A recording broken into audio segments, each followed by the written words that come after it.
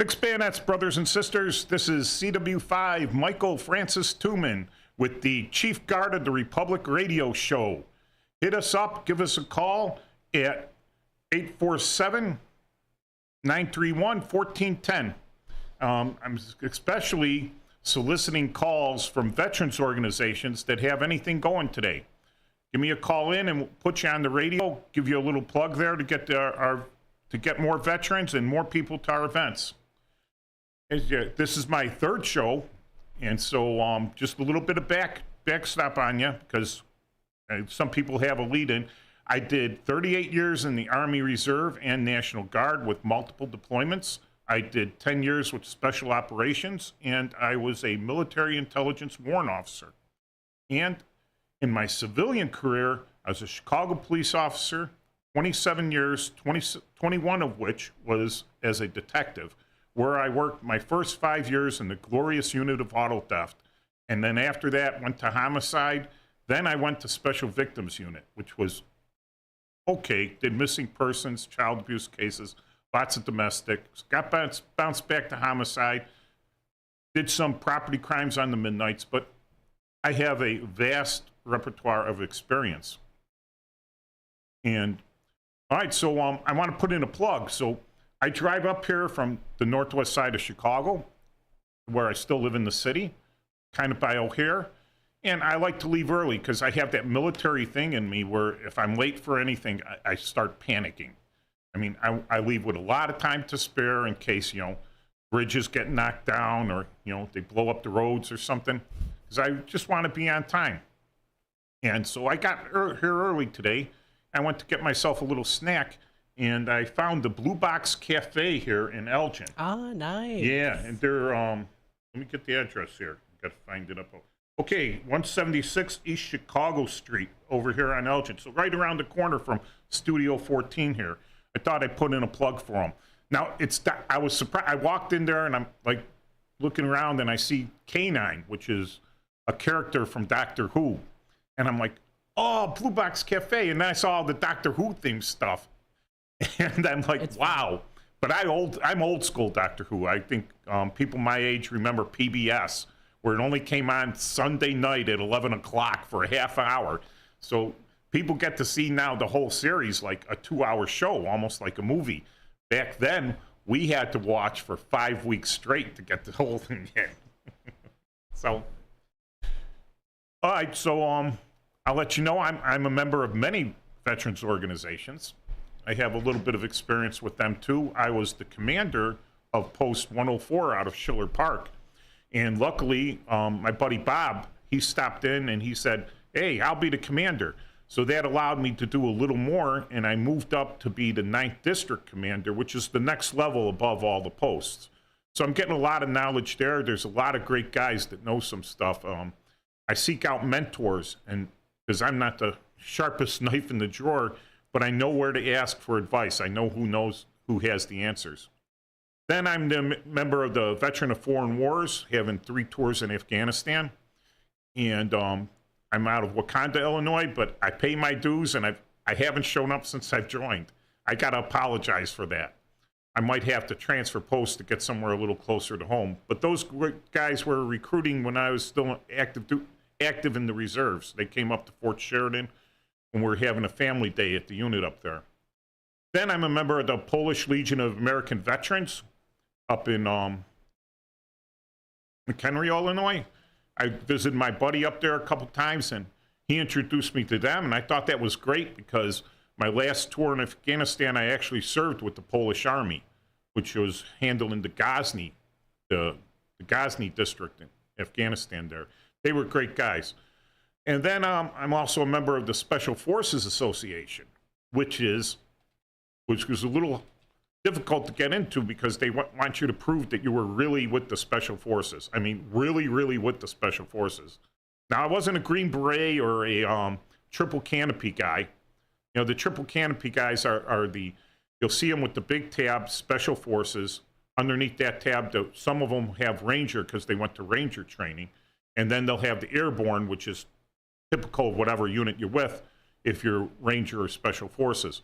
You don't have to be with an airborne unit after you get those qualifications, but usually the guys stay close to home, the hardcore guys. So I had done 10 years in psychological operations, which is part of the Special Operations Command. And I did a tour in Haiti with the 3rd Special Forces Group. And then my first tour in Afghanistan, I was split between the 10th, the 5th, and the 19th Group. So that was, those are my bona fides on veterans organizations. Do we got any calls there? Nothing yet. Oh, man. Hey, is it okay if I put the comments on your screen? Is that good?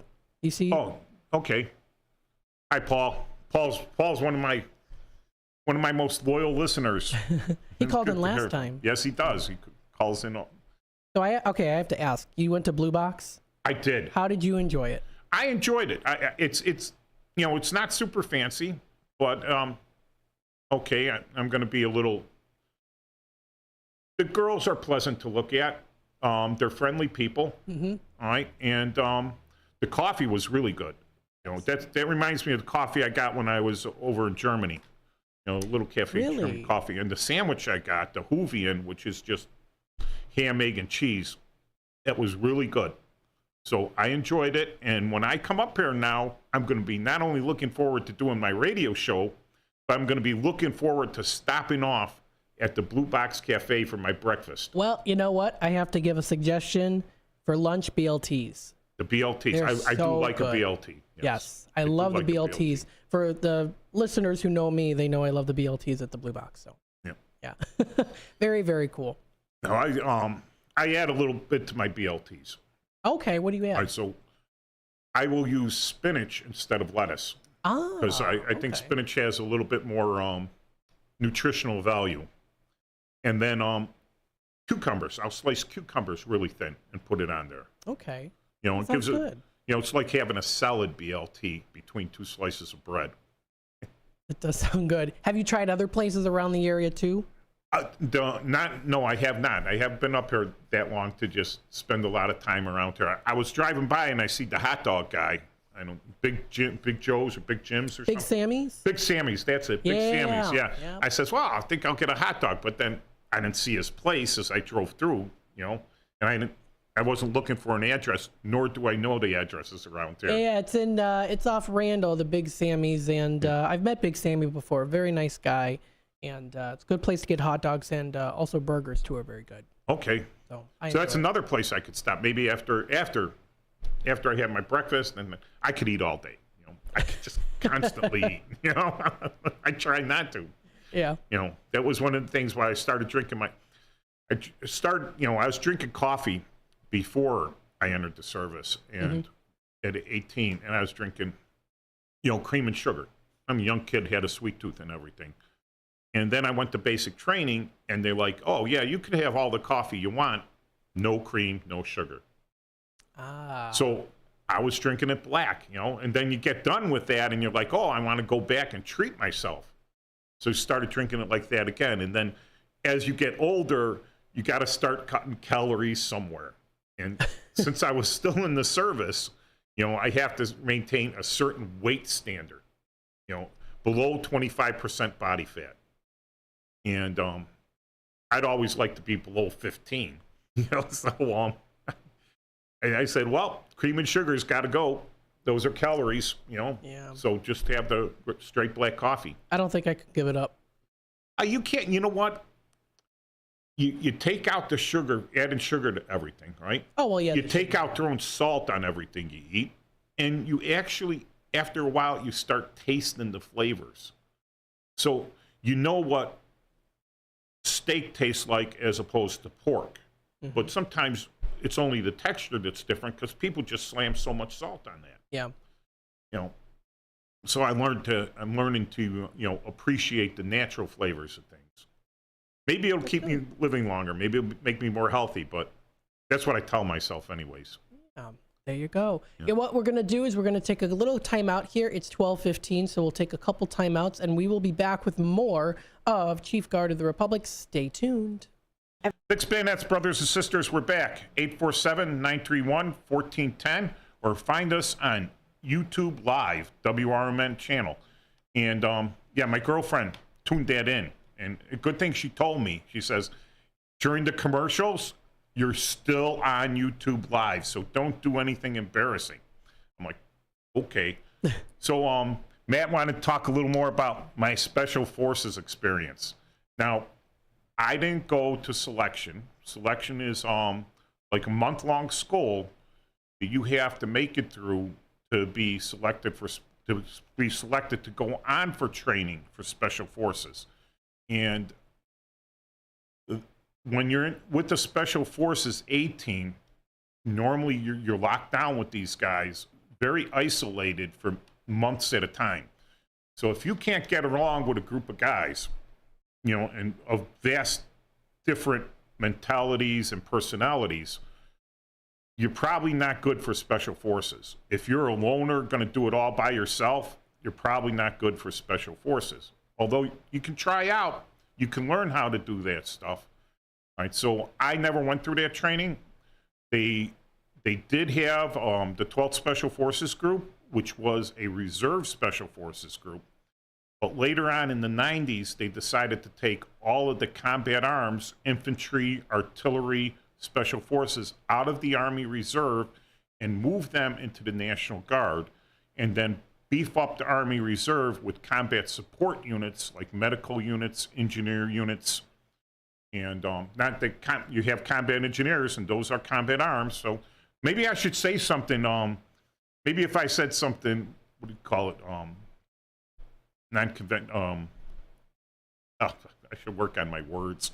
The I get that way too. I get stumped. Yeah, the controversial. Maybe I should say something controversial, and I could have all these Special Forces guys calling me up and say, "No, that's not the way it is. That's not the way we did it." Everything else, but I'm not. I don't want to be controversial there. So, so the first time I got to work closely with the Special Forces was in Haiti in '94. And so being with psychological operations, like we got attached to the 3rd Special Forces Group, and I was sent down to Lakai, Haiti, where I was the psychological operations officer for the 2nd Battalion of the 2nd Battalion of the 3rd Special Forces Group. I was just a staff sergeant at the time, but you know that's usually an officer position. And it was great working out there. I mean, you got very independent work. You don't have big army looking over your shoulder. They treat you mostly like adults, and that's a great thing when you're an adult to be treated like an adult, because you go to big army and you could be 50 years old and they're treating you like a child. I know, I've been there. So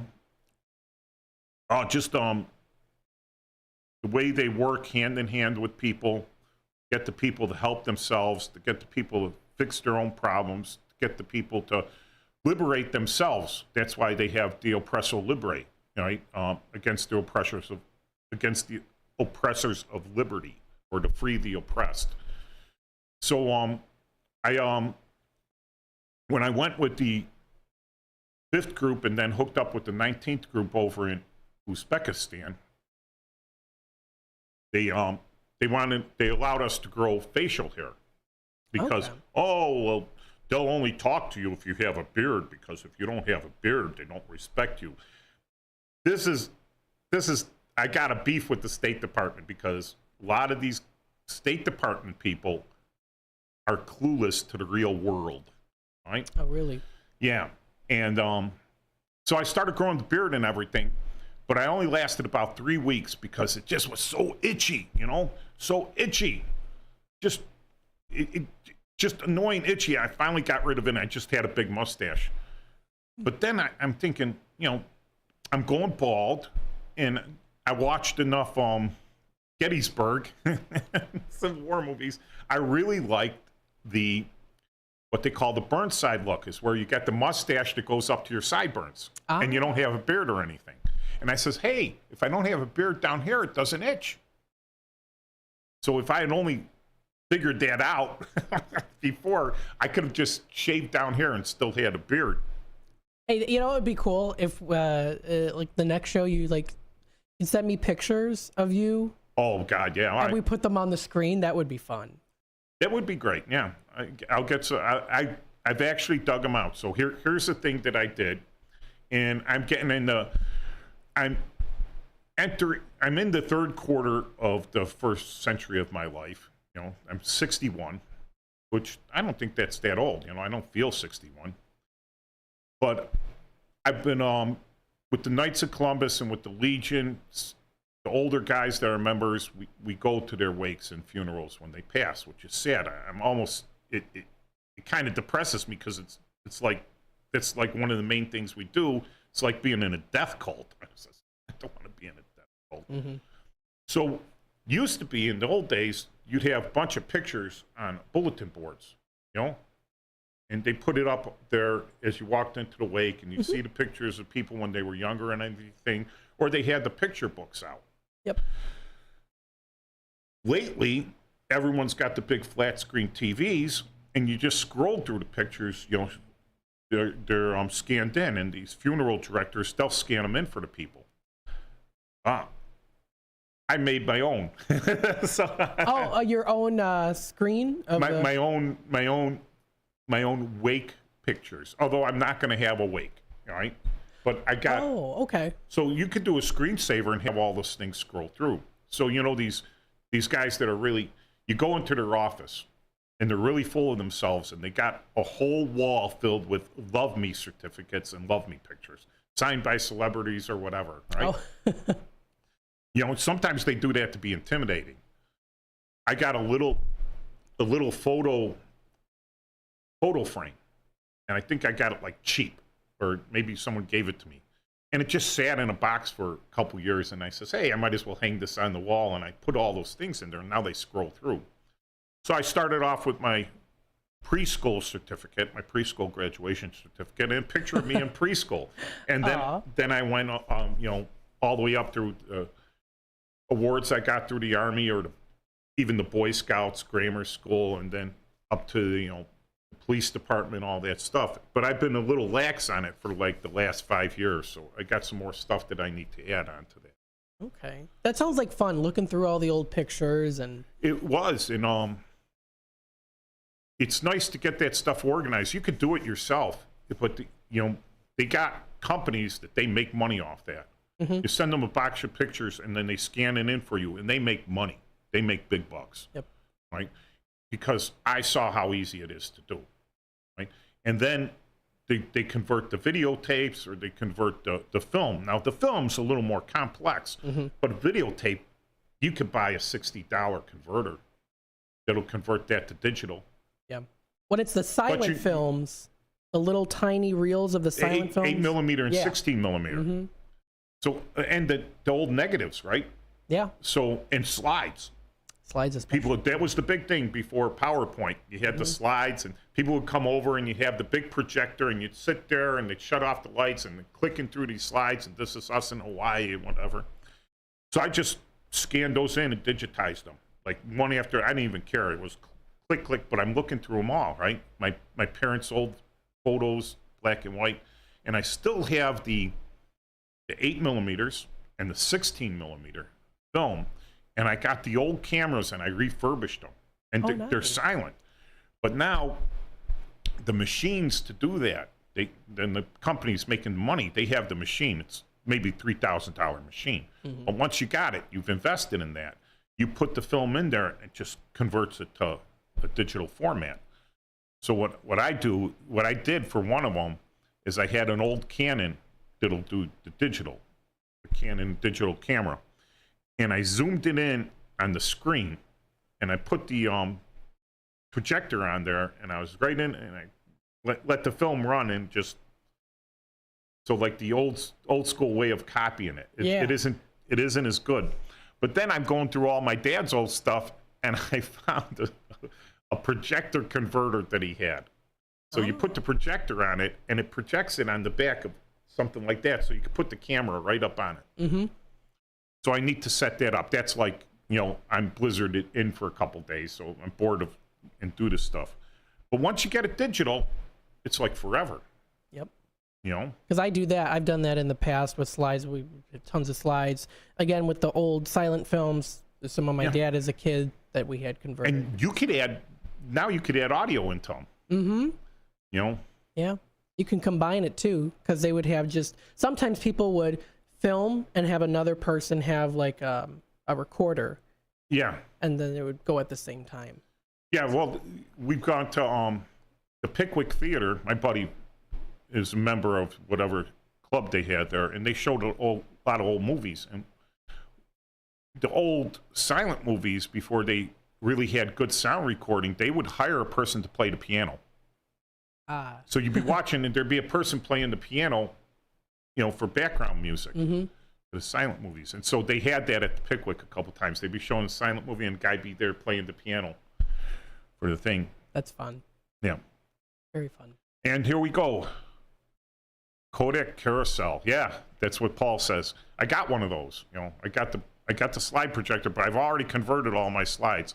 But I haven't converted my girlfriend's slides. She's got big boxes of slides and photographs, because her father was a real, what do you call, video file, or, you know, a guy that he was an amateur photographer. See, my grandpa was a photographer. He had thousands of slides. Yeah. Pictures at church events, and he had a rose garden. He took tons of pictures of flowers. And one of the interesting people I met on the job, which one of my friends that I met on the job, really good story. She came over from Russia. All right. Like me. And she was working as a caretaker. She has actually been published in Pravda as a photographer. Her professional job is she used to photograph blueprints over in Vladivostok. But she comes over to the United States, and she has some issues, and this guy who knows of her, because he was a professional photographer on the South Side, he hires her to take care of his mother, you know, as a live-in caretaker. And she's got her young daughter with her, Alina, who's my goddaughter, because she wanted her to be baptized so she could go to Catholic school, you know, because she didn't think she could send her kid to the public school. Okay. You know. So I met this guy, Tom. He's passed. He was a nice guy, but he was one of those photographers. He liked Paris, right? He had made his own panoramic film cameras, right? Ooh. So he would have his own negative built up, right? And big ones. You know, you think a negative is 35 millimeter.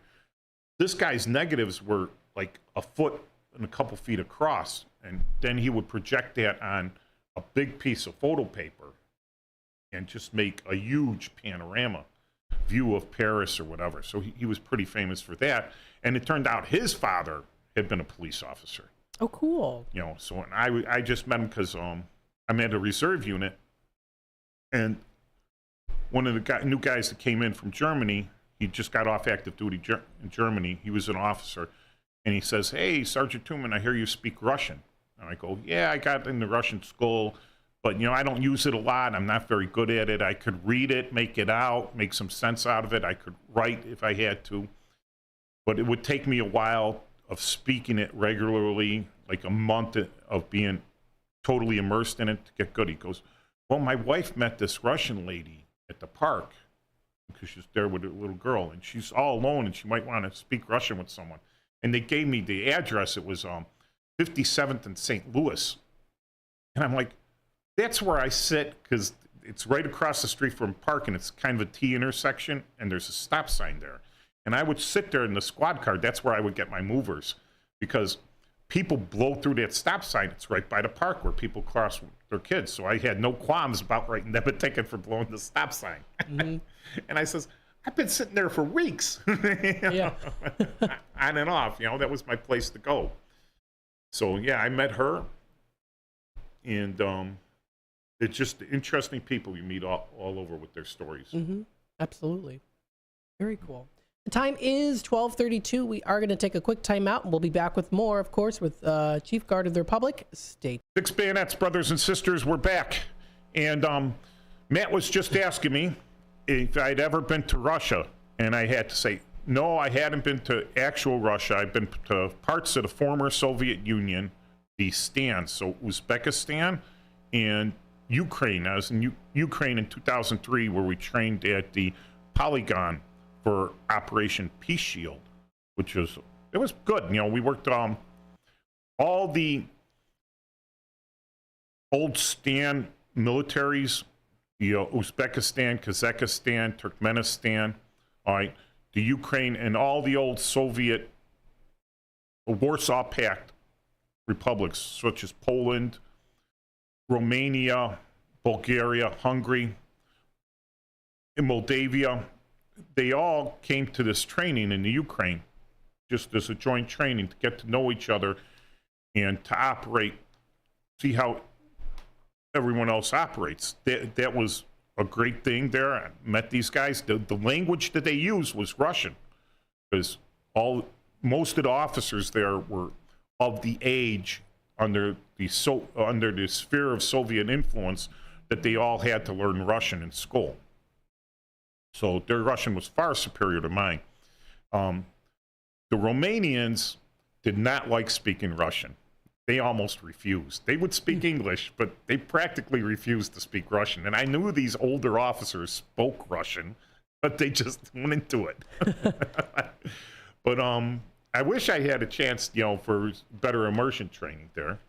But like I said, my ex-wife had been to St. Petersburg for immersion training. We still had rather semi-friendly relationships with Russia. So they had a contract company, and because the military spends a lot of money training you to speak the language, and they realized that if you don't use it, you can lose it. So they would fund to send you over to like month-long immersion training where you would live with an actual family, and then you would go to the school, and then you come home and live with the family. You know, and you're only supposed to be speaking Russian the whole time. The closest I got to that was 2 weeks in Fort Lewis, Washington. That was pretty fun too, you know. But you know, once you're out of their view, you could speak all the English you wanted. You know? But it does help. I wish things weren't so bad. I'm not going to get into my political views on that. I see things from an entirely different point of view than your average citizen, because they have not been exposed or had access to the things that I've had over the years, which some of them I could talk about, but I won't. Like I said, I carried a very high clearance level. I know some of these guys come out of the military and they become political commentators and stuff, but I'm not going to do that because it's dangerous, not to me, and probably not overly dangerous to the national security and national defense. What it's dangerous to is the people that are still doing the work. Okay. All right. So to explain this isn't part of my expertise that I can speak about. All right. So you have methods, right, and sources. So a source could be anyone from a human being to a television show, be your source of information. And the methods that you collect, right? Collecting, you could be talking to someone, or you could use electronic means of collection, or video. You know, you see it on all the police shows and everything. So you don't want to let the enemy know who or what your sources are. You don't want to let them know what your methods are, because if they learn what your sources are, they could destroy the sources. If they learn what your methods are, they could block your methods. But when you talk about destroying sources, you're talking about human life in some cases. So if someone calls me up and asks me a question on that stuff, you're gonna see a blank look on my face as I'm thinking, should I answer this? I probably won't. Just to be, you know. That's to be fair. I see the people on TV, these political commentators, and I says, man, if I did that, I'd be in prison, but they must be connected. There's Brendan. Hey, Brendan, how you doing? Hey, Brendan. He's an avid listener of a WRMN. He's always listening in, always greatly appreciated. Great. You got a question, Brendan? Just type it in. Let us know. Yep. Absolutely. Now, you also talked a little bit here too, or at least in briefly mentioning that you were part of the Polish Legion of American Veterans. Is that Yeah, right? the PLAV. At first, I thought, okay, so my grandfather was with the Polish Army in World War One, after World War One. There was the Free Polish Army. They recruited a lot of people in the United States, a lot of Polish, because Poland did not exist again until 1918. So you had the big partitions, and then Poland ceased to exist for a long time. But in 1918, with Wilson's 14 points, they created all those, they broke up the Austrian-Hungarian Empire. And they created Poland, Czechoslovakia, Yugoslavia, all right? Those were all created on Wilson's 14 points. So I thought you had to actually be in the Polish army, have been in the Polish army or anything to join that, you know? Okay. And I began to realize that it's like, oh, you only have to be a Polish ethnicity. Oh, really? Okay. Or somehow attached it. So Polish Legion of American Veterans, and they are nationally recognized. Because to be a 501c19, which is the military organizations, you got to be chartered to do that. So I joined them because my buddy Joe, who may be, and I hope he does, he hosts the next show, because I'll be off at a couple weddings. And host next show, Ranger Joe, real good guy. Met him on my last tour of Afghanistan with the Illinois National Guard. He's just the reason it didn't go as bad as it could have. You know, he was a great guy to bounce things off of. And I'm up there with him. He was the commander of the Legion post up there for a while. And I went around to it was Veterans Day dinner or something. I went there and I said, oh, Polish Legion American Veterans.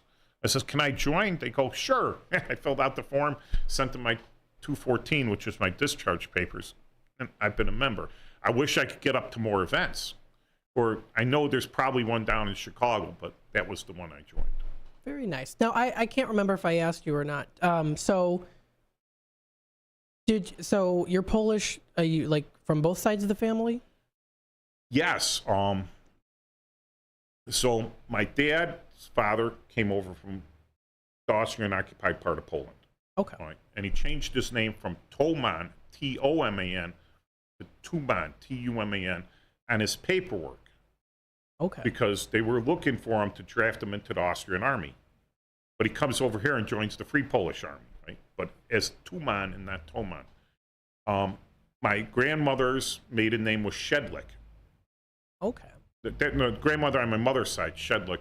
My grandmother on my father's side, Niegos, right? And she was born in Indiana. Okay. Right? When she married my grandfather, she had to become a naturalized citizen, even though she was born here. Interesting. Back in the day, if you were a female and you married a foreign national, you had to go through the same naturalization process he went through. Interesting. So a lot of people don't know that it happened. Now, my great grandfather on my mother's side, Chikaitis, he's from Lithuania, but Lithuania was occupied by the Russian Empire. I have his discharge papers, 1890, from the Tsar's army. Oh, wow. So, yeah, my great grandfather was in the Russian army. Interesting. Yeah, and so my grandfather on my mother's side, Chikaitis, he didn't serve. He was a steel worker. So they needed the steel workers to build all the steel, Central Steel and Wire down in Chicago. And then, like I said, Shedlik was my mother's mother's maiden name. So when I did the 23andMe thing, 99% Polish blood. Wow. Because, as you know, Lithuania, a lot of Polish nobles there. Not that I'm nobility. You've heard of the difference between they have the Szlachta and the Górali. Okay. Right? So the Szlachta are the barefoot nobility. Because Poland, you were either a peasant, a serf, or noble. But if you didn't have money and you were nobility, you were subject when the king would call for the army. You were subject to come. Right? So you were authorized to carry a sword. And then you have the Gurali, the Highlanders, the mountain people, right? Oh. And so it was always a thing that the south side Chicago were the Gurali, and the north side Chicago were the Schlachta. Which they're noble, the poor petty nobility. I've studied a lot of Eastern European history, pretty much on my own, but it's an interesting state of affairs with that. Yeah. So I don't think in Poland they understand that the Chicago Polish. Yeah. Because there's a big Polish community. We've been separated for so long. Yeah. We've been separated from the motherland for so long. Mm-hmm. And but even though when I was with the Polish Army, I was a liaison officer from the Illinois National Guard.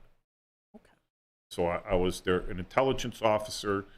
So like I said, sources and methods and everything, we don't even let our best friends know some stuff. So you have a thing called no foreign. That means this is secret information, but you can't give it to any foreigners. And that includes the British and the Canadians. There's just some stuff that's just for U.S. only. Now you'll have a thing called Five Eyes. Like, there's 4 eyes and 5 eyes. And I think 4 eyes is United States, Canada, Great Britain, and Australia. Basic, big English-speaking countries, right? And 5 eyes, they added in New Zealand. Right? Okay. Then you have secret NATO, released to NATO, right? So anyone in NATO can get this. But a lot of the stuff we do is still no foreign. We don't even want our closest friends to know about this stuff because I would say we don't trust them. And we'd be right not to. Yeah. Like the greatest line from the Hell's Angels, right? The greatest thing is 3 men can keep a secret if 2 of them are dead. I've heard that too. Yeah. And that's the way you have to think in military intelligence. Yeah. If you let this stuff out, you got to assume that they're going to leak it. And they're not supposed to. They're supposed to give it the same protection that you do, but we can't oversee them. They can't oversee us. Yeah. So what we'll do is we'll take another quick time out here, and we'll be back with more of I almost said out to lunch. It is the lunchtime here, but we're at the Chief Guard of the Republic. Folks, stay tuned, and we'll be back with more in just a bit. Bayonets, brothers and sisters, and we're back. We have a caller. Oh, my goodness. There we go. Hello there, caller. Welcome to the show. I'm enjoying the show. I didn't know if I got you guys live because I kind of toggle back and forth on my tune in to YouTube, but I like the discussion. It connects to me because I, too, have old documents. In a particular case, my grandmother, who's Lithuanian, for 1910 arrival papers. Oh, very nice. I got it framed. Yeah. And I also have her liquor license from the 40s back in Cleveland, where we're originally from. And this is Cleveland, Dennis, if I just want to identify. Oh, you're calling out of Cleveland? Nice. Hey. No, I'm right here in Elgin. That's what we call him as a first shift listener, Cleveland Dennis. Oh, hi, Cleveland Dennis. Yeah. Yeah, hi. But no, I'm just it's interesting, to me personally, because I understand a lot of what you're saying, and I understand the politics of the various countries. And my mother, who was born in Ansonia, Connecticut, she was considered a Russian citizen under the USSR's previous, laws and so forth, because her parents were from Lithuania. Yeah, and you know what's interesting about that is Lithuania, Estonia, and Latvia during World War II.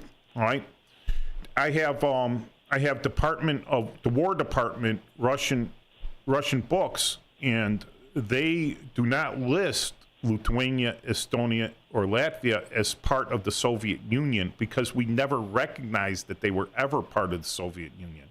that they were independent Right. countries that were being occupied by the Soviet Union. Right, yeah. No, I understand that as well. It's just how often does somebody get to hear information like this? And again, it's I'm going to say dear to my heart that, you talk about it because Cleveland was the second largest Lithuanian and I think Polish, city after Chicago with the immigrants and so forth and so on, with Lithuanians, Polish, and related. But yeah, I just I'm gonna push a what do you call it? A push out for a book. It's an old book. It was written by Henryk Sienkiewicz, right? Very famous author, won the Nobel Prize for Literature for his book Quo Vadis, which they've made several movies out of. But he wrote a book. How do you spell that? I missed that. Oh, Did you say that again? Henryk, Henryk, Sienkiewicz, just like it sounds. Sienkiewicz, Sienkiewicz. Okay. Right? And he wrote a book called Pochleba, which is after bread. And you can't find, it's probably not in print, but you can order it out of a library. And he talks about, post-Civil War Eastern European immigrants coming to the United States and trying to make their way out west and everything. It's it's a pretty depressing book, but sure, it's a good read.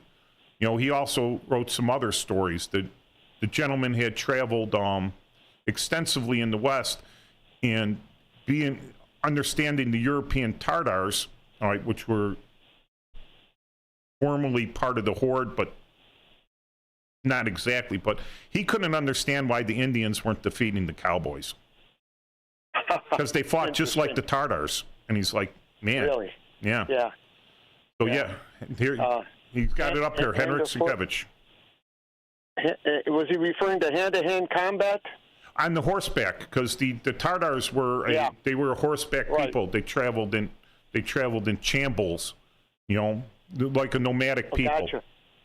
I understand now. I just have to make a comment about that. On my father's side, I have a younger half-brother, and my dad named him John B., middle name Custer, after General Custer. And I'm just relating to all that with you as you're talking. Some people don't know that General Custer was actually at Gettysburg. And he personally probably saved the Union Army because, not Stonewall Jacks, these memes. The Southern Cavalry Commander had it was like 500 troops that he worked his way around the Union right and was coming up behind the supply trains. Is that Jeb Stuart? Jeb Stuart, all right, maybe 5,000 or something. He had a lot of cavalry, and Custer saw him coming up, and with Custer's small force, totally outnumbered, he charged Jeb Stuart, and Jeb Stuart thought that he was being hit, that no one would hit him unless they had superior numbers to him, and he retreated from the battlefield. So, yeah. I think I got a quick comment. I watched a movie that featured Custer through his initial training and how he was a bit of a odd duck, for lack of a better word, and they showed that at the beginning with him at Gettysburg in the movie. Yeah. Oh, that was if I remember correctly. At the beginning of the movie Gettysburg. That was